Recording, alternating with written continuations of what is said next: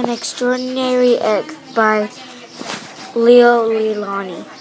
On Pebble Island, there lived three little frogs, Marlin, August, and one who was always somewhere else. That one's name was Jessica. Jessica was full of wonder. She would go on long walks way to the other side of Pebble Island and return at the end of the day shouting, "Look what I found." And even if it was just nothing but an ordinary little pebble, she would say, "Isn't it extraordinary?" But Marlin and August were never impressed. One day on a mound of stones, Jessica found one that stood out from all the others. It was perfect, white like the snow, round like the full moon on a midsummer night. Even though it was almost as big as she was, Jessica decided to bring it home. I wonder what Marlin and August would say when they see this, she thought as she rolled the beautiful stone to the small inlet where they lived. "Look what I found," she shouted triumphantly. "A huge pebble." This time Marlin and August were truly astonished. "That is not a pebble," said Marlin, who knew everything about everything. "It's a chicken egg." "A chicken egg? How do you know it's a chicken egg?" asked Jessica, who had never heard of chickens. Marlin smiled. "There are some things you just know."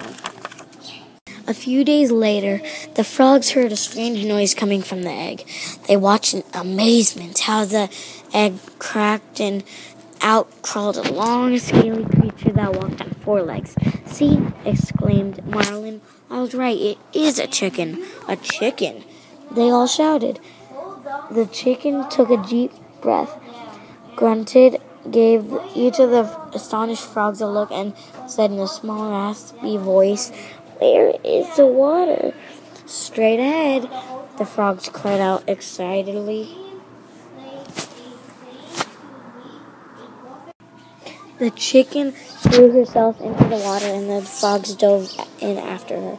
To their surprise, the chicken was a good swimmer and fast too, and she showed them new ways to float and paddle. They all had a wonderful time together and played from sun up to sundown, and so it went on for many days.